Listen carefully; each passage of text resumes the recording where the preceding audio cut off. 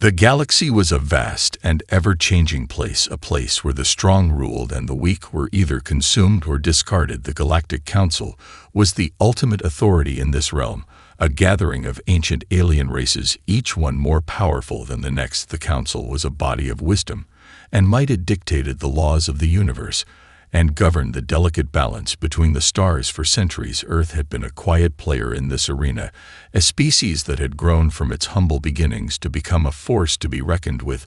But the humans had never fully embraced the politics of the galaxy. They were content to remain observers at the table rather than its dominant players.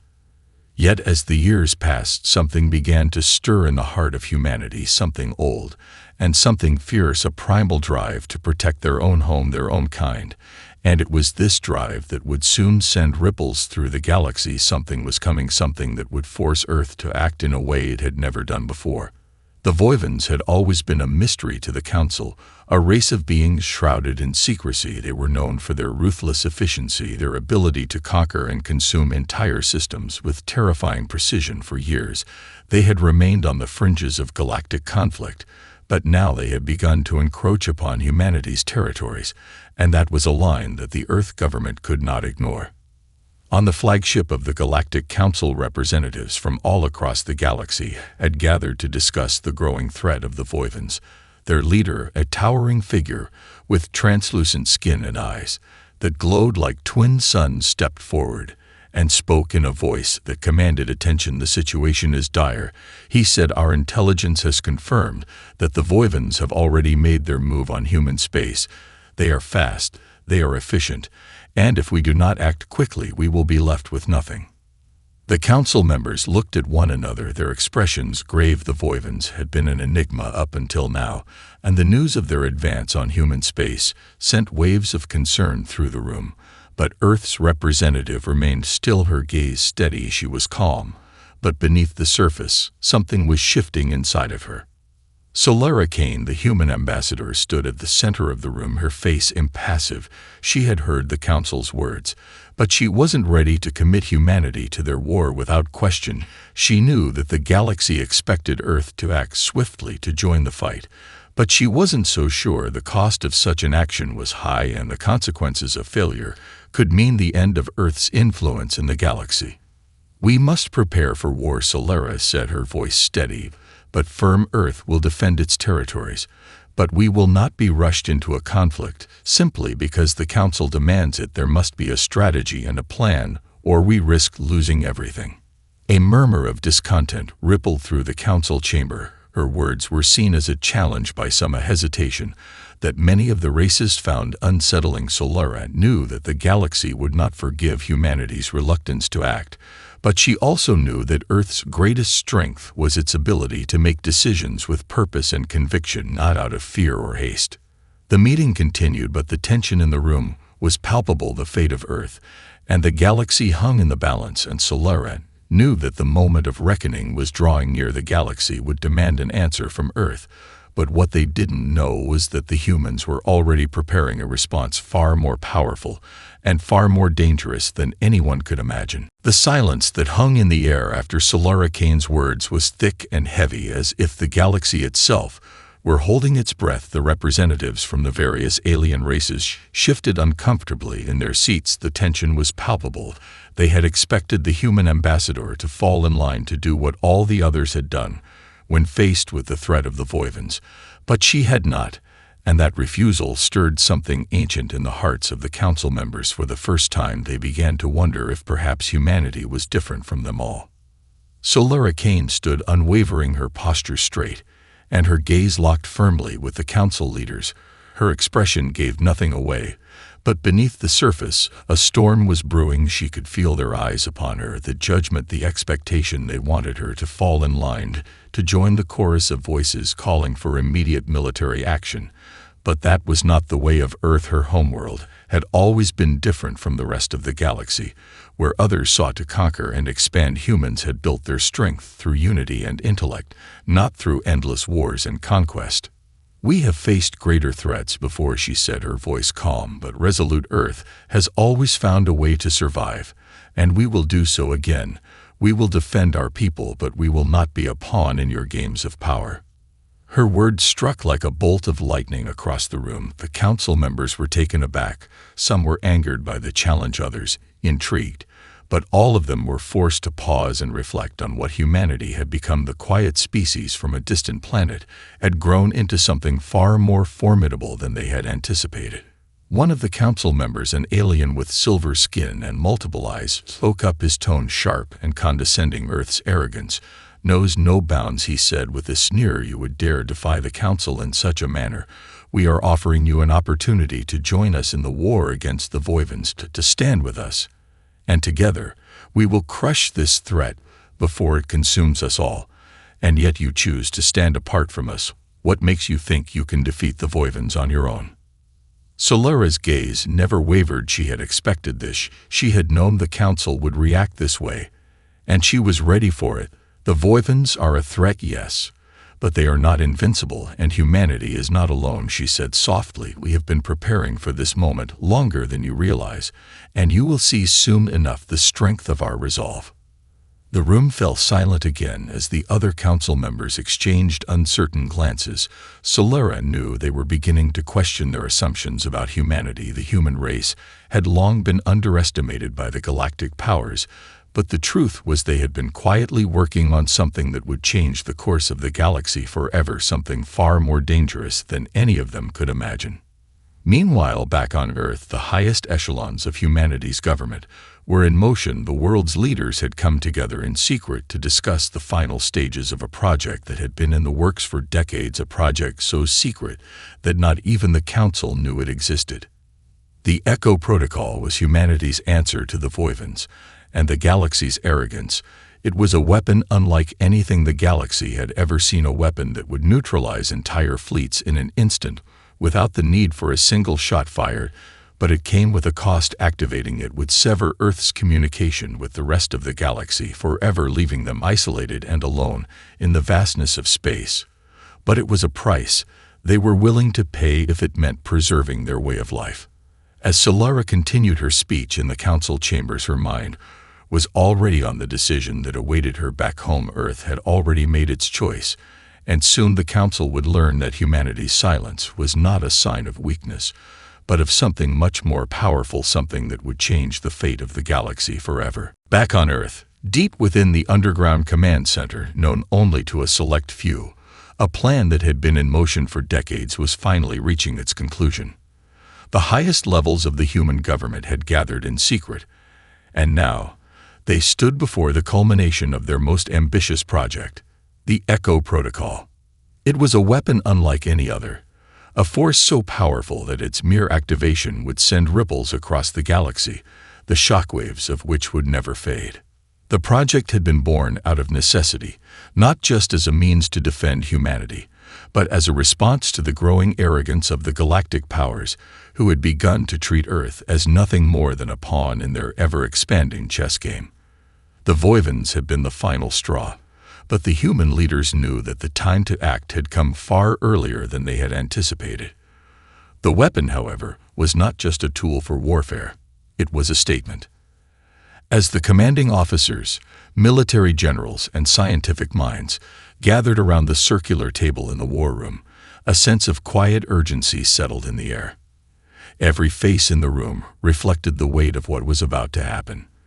The decision to activate the Echo Protocol would have consequences far beyond the immediate destruction of the Voivan fleet. It would isolate Earth from the rest of the galaxy, leaving it cut off from the galactic network of commerce, diplomacy, and alliances. No message could be sent, no ship could leave, and Earth itself would become a silent, forgotten world in the vastness of space. The chief scientist, Dr. Juna Valen, stood up to address the room. A woman of extraordinary intellect, she had been at the helm of the Echo Protocol's development. Her voice, steady and calm, carried the weight of the decision they were all about to make. "The device is ready," she said, her words echoing in the cold silence. "Once activated, the Voivan fleet will be destroyed in an instant. But we must remember, there is no going back after this. Once Earth enters the silence, we will be isolated. The galaxy will no longer hear us." The room grew quieter still as the weight of her words settled in. Some of the leaders looked uneasy, but they knew there was no other way. The Voivans had advanced too far, and the Council had already shown its lack of resolve. Earth could not afford to wait any longer. Solara Kane had made her stand in the Council, but it was now time for Earth to make its stand in the galaxy. They would send a message, not just to the Council, but to every race that had ever underestimated them.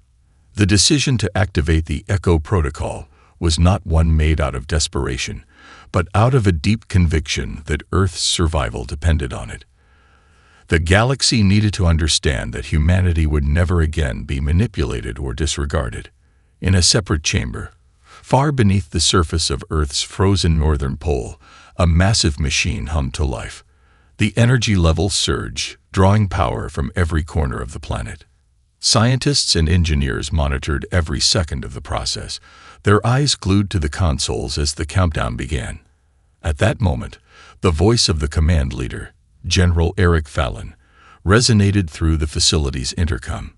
Begin the activation sequence. Prepare for the echo. As the final sequence was initiated, a pulse of energy began to ripple outward from Earth. It spread across the galaxy, like a wave sweeping through the stars. Every system, every ship, every listening post would feel its impact. The Voivan fleet, still advancing toward Earth, would be eradicated in an instant, their ships torn apart in the blink of an eye. The Council, still debating in their chambers, would be completely unaware of what was happening. The echo of Earth's decision would be heard everywhere, but in a place where it could no longer be answered. The countdown ticked down to 0. Earth had made its choice, and the galaxy would never hear from them again. The silence was now permanent. The moment Earth activated the Echo Protocol, a strange stillness settled over the galaxy. It wasn't immediate, but it was unmistakable. The vast network of communications that had once connected Earth to the farthest reaches of the galaxy suddenly ceased. The Council stations, the ships in orbit, the countless automated systems that relayed information across star systems, all fell silent. A wave of shock rippled through the galactic community, but it wasn't until hours later that the full extent of the event became clear. On the flagship of the Galactic Council, representatives were still in session, arguing over the next steps in the fight against the Voivans. They had anticipated an answer from Earth, expected a commitment to join the war, but what they received instead was nothing. No communication, no signals. It was as if Earth had vanished from the galaxy entirely. Solara Kane had been present at the meeting, standing her ground as the humans had always done. She had told the Council that Earth would not be rushed into a war they didn't fully understand, that humanity would defend itself, but would not follow the whims of the Council without reason. But now, her words felt like echoes in an empty chamber. As the silence stretched on, the Council grew uneasy. The high-ranking alien leaders began to murmur among themselves, their voices filled with a mix of confusion and concern. What had happened to Earth? The Council members had always thought that humanity, despite its hesitations, would act when pressed. But this was different. This wasn't just inaction. Earth had disappeared, not just in physical presence, but in every way that mattered. The first to speak up was a tall figure, the leader of the Zinthar, a race of beings with crystalline skin and deep, resonant voices. He stepped forward, his eyes narrowed, his voice heavy with suspicion. "We have no response from Earth," he said. "No communications, no transmissions. What is this? Did they fail us, or have they abandoned us entirely?" A murmur of agreement passed through the room. The Zinthar were not alone in their confusion. The Sindari, a race of highly intellectual beings who had long prided themselves on their strategic foresight, began to debate among themselves. Earth's sudden withdrawal was unlike anything they had expected. The Council had underestimated humanity's resolve, and now they were paying the price for it. The Voivan threat, though still looming, suddenly seemed distant and unimportant in the face of this new uncertainty. The Council was no longer sure whether they should continue their efforts to fight the Voivans or focus on Earth's mysterious decision. The humans had made a powerful statement. a statement that rattled the very foundation of the Council. Earth was no longer just a player in galactic politics. Earth had removed itself entirely, choosing to silence its voice rather than bend to the will of others. Back on Earth, the aftermath of the HFY Protocol had left its mark. The planet was in a strange, eerie stillness, too. The people of Earth, unaware of the far-reaching consequences of their government's actions, continued with their daily lives as they had before. Cities bustled, but the noise of the galaxy, the flow of information and interstellar commerce, had stopped. There was no word from the Council, no messages of gratitude, nor threats of retaliation. Humanity was left to simply exist, cut off from everything but itself. In the farthest reaches of space, ships that once passed near Earth now veered away, uncertain of what to make of this new silence. Some speculated that humanity had been crushed by the Voivans. Others believed it was a tragic failure. But none of them knew the truth. Earth had simply chosen to be silent. Its people, its leaders, had acted with intent. And now the galaxy was left to wonder, what would come next? You said. For days, the silence remained. No communications from Earth reached the Galactic Council. No signal, no message, not even the faintest trace of the humanity that had once held such promise. As the Council deliberated on the fate of the galaxy and the continuing threat of the Voivans, a shadow loomed over them. Earth had acted decisively, and now it seemed as if the planet had simply vanished into the void, leaving behind nothing but uncertainty.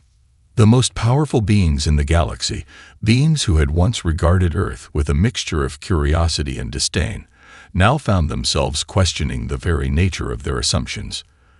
The human race, which had once been viewed as weak, naive, and disjointed, had somehow removed itself from the grand stage of galactic politics with a single, unprecedented act.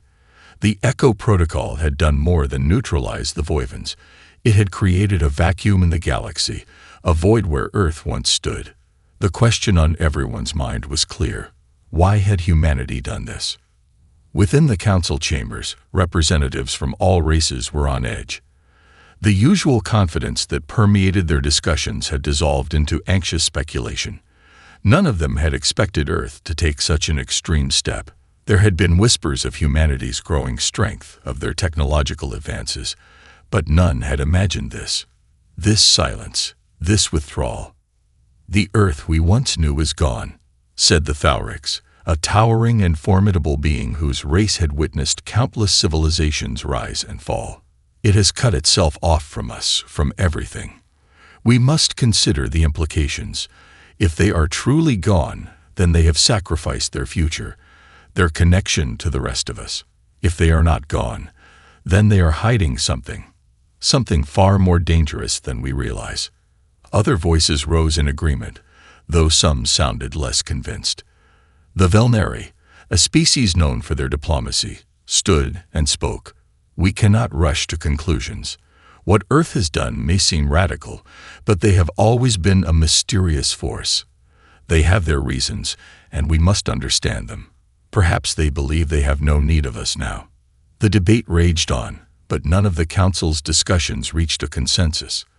The questions surrounding Earth only deepened as the days passed, and the galaxy remained in a state of uneasy anticipation. The silence of Earth was more than an absence. It was a presence in itself, and it was growing ever more difficult to ignore. Meanwhile, across the galaxy, the people of Earth had little idea of the storm brewing in the void. The decision to activate the HFY Protocol had been made without a single moment of hesitation. Earth's leaders understood the consequences, but they also understood that their race had been forced into a corner. The Council's demands, their endless pressure, had left no room for negotiation. Humanity had been pushed to the brink, and now it had acted in its own defense.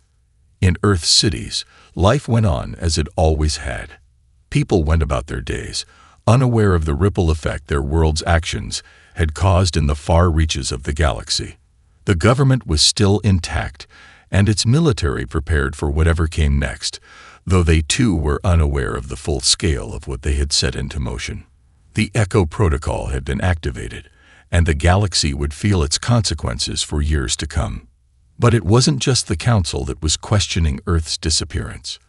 Other factions, independent of the Council, had begun to take note.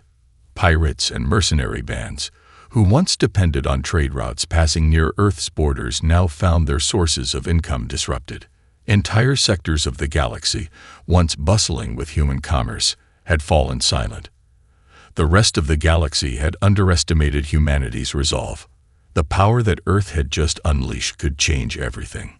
The question that haunted every mind, from the council chambers to the deepest corners of the galaxy, was the same. What had Earth become, and what would they do now? You said. Days turned to weeks, and the silence persisted, growing thicker, heavier with every passing hour. The galaxy's most powerful beings had underestimated Earth's resolve, and now the consequences were rippling through every corner of the vast expanse. But in the shadows of Earth's cities, in the hidden chambers beneath its surface, plans were unfolding. Plans that would soon reveal the true depth of humanity's new strength. The Echo Protocol had not only severed Earth's ties to the rest of the galaxy, but it had also set in motion something far more profound. The moment the protocol activated, it had triggered a long-dormant system of defenses built over centuries, a series of fail-safes designed to protect Earth in the event of an existential threat. No one outside of Earth's highest circles had ever known the full scope of these measures, not even the Galactic Council. Now those who had placed their trust in the protocol were about to realize the truth. Humanity's power was not just in its weaponry or military might, but in the ingenuity, adaptability, and resourcefulness that had defined it from the beginning. At the command center beneath the icy northern poles of Earth, General Eric Fallon stood before a massive screen, watching as the final phase of Earth's preparations unfolded. On the surface, the world appeared unchanged, a quiet, serene planet, untouched by the chaos of galactic politics.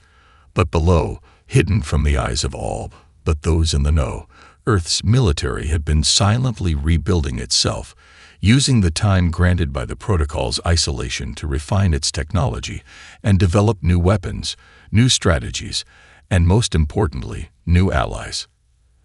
"Activate the beacon," Fallon ordered, his voice steady, though his mind raced. The time had come to make the first move. The silent war that Earth had been preparing for was now ready to begin. Beneath his command, Earth's military had constructed a series of hidden outposts throughout the galaxy. Outposts that could be activated without ever making a sound, without ever alerting the Council to their existence.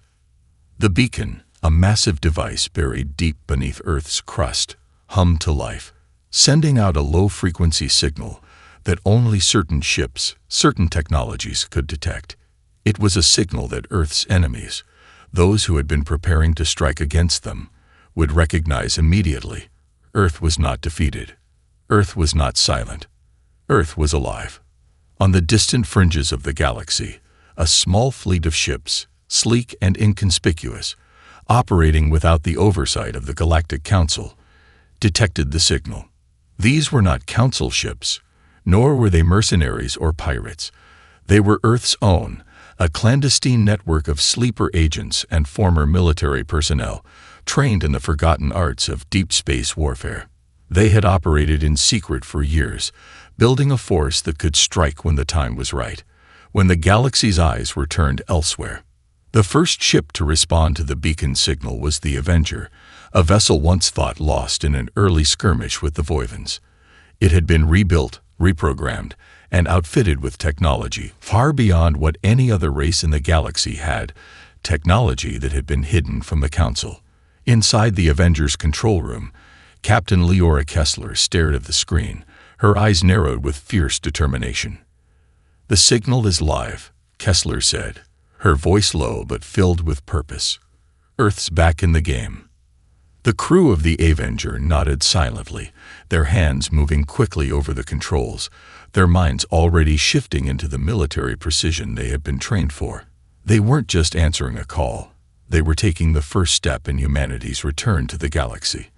But this time, they would do it on their own terms. Back on Earth, Solera Kane stood at the helm of the Global Council, watching as the first reports of the Avengers' successful reactivation filtered in. Earth had been quiet for too long, but now it was time to make its presence known, not through diplomacy, not through military might alone, but through an undeniable display of unity, ingenuity, and strength. Earth had stepped into the galaxy's void, but it was not lost. It was ready to rise once more. And as the first ships bearing Earth's flag moved through the galaxy, they carried with them a simple truth that would soon be understood by all. Earth had never truly fallen silent. It had merely been waiting. The galaxy had been on edge ever since the Echo Protocol activated, and now, with Earth's first moves back into the stars, the entire galaxy was about to learn just how much humanity had changed during its time in silence. The Avenger and its fleet had delivered a resounding message, a signal not only of humanity's survival but of its growing power, its ability to adapt, and its refusal to remain a passive player in the cosmic theater. The moment the Avenger made its jump to the far side of the galaxy, the rest of Earth's sleeper agents moved into position, hidden within asteroid fields, cloaked within the depths of uncharted systems. They activated their own beacons, sending a network of encrypted messages to Earth. These messages were more than just signals. They were a web of communication, linking Earth's scattered outposts and signaling a unified force prepared to fight on its terms. Back in the Galactic Council, representatives scrambled to make sense of the sudden activity. It hadn't been long since the silence of Earth had spread throughout the galaxy, and now it seemed as though the planet was not just alive. It was expanding, repositioning itself as an undeniable power. The Council, ever accustomed to moving as one, was caught in a state of disarray. Races that had long held Earth in contempt, seeing its citizens as unpredictable and disorganized, now found themselves reconsidering every assumption. How had Earth remained hidden in plain sight? How had its technological advancements gone unnoticed? How had they managed to develop this clandestine network? "The human race has done something we could never have anticipated," said Tanori, the leader of the Coraxians, a race known for their intelligence and complex stratagems.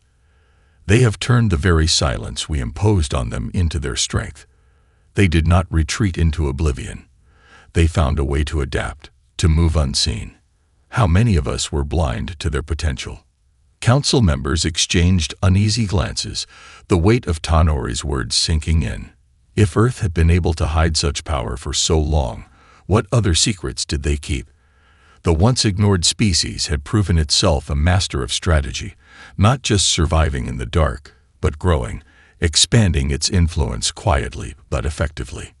One leader, the Zinthar, stood and gestured toward the holographic map, which now displayed the locations of Earth's outposts scattered across the galaxy.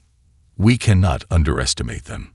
They have spread themselves across the stars, yet remain out of our reach in places where we cannot trace them. Our fleets, our entire system, relies on the galactic network to stay connected. Earth has severed that bond, and now they move through shadows, undetected." On the distant edges of space, the silent fleet continued to expand, its ships moving in precise formations, hidden from the prying eyes of the Council.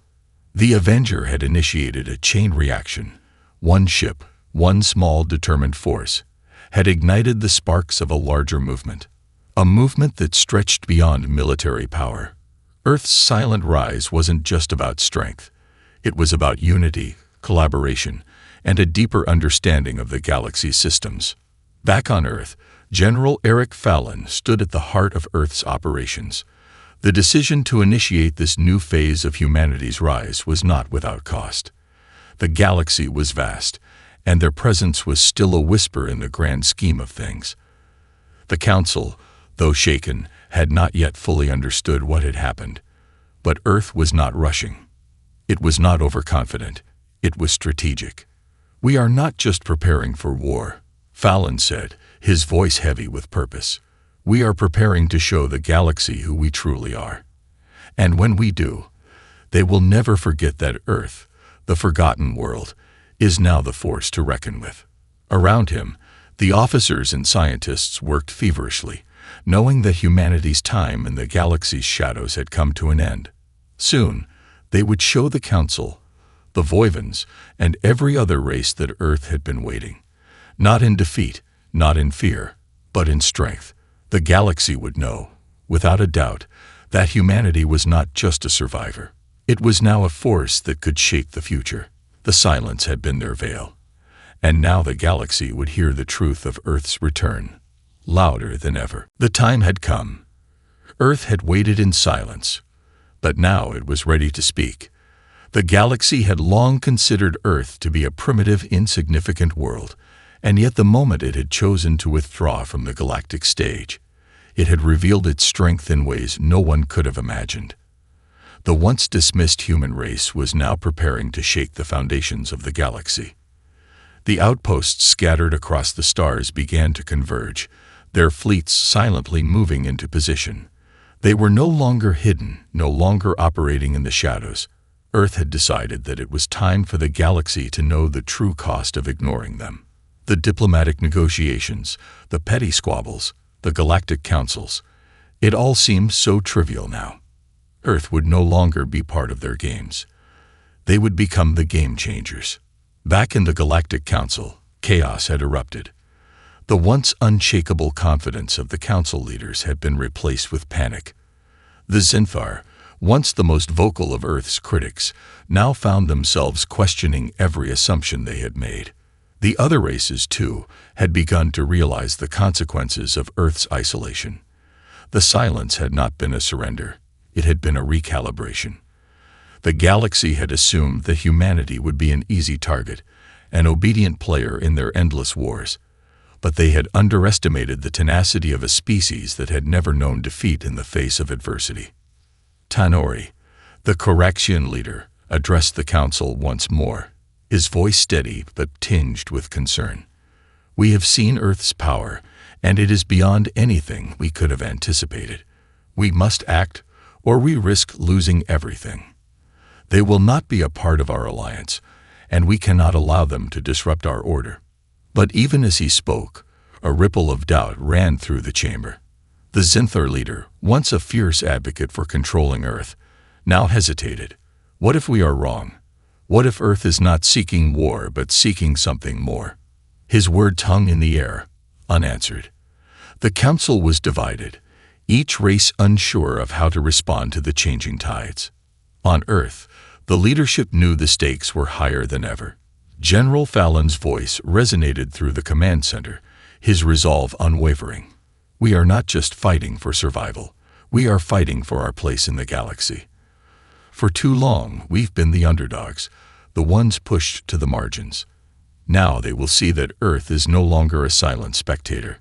We will show them that when we rise together." The first strike came not as an overwhelming assault, but as a single, untraceable pulse of energy, a silent message to the council. The pulse spread through the galaxy, briefly disrupting communication networks and navigation systems. It was a warning. The message was clear. Earth was not to be ignored. Then, across the galaxy, Earth's sleeper fleets began to reveal themselves.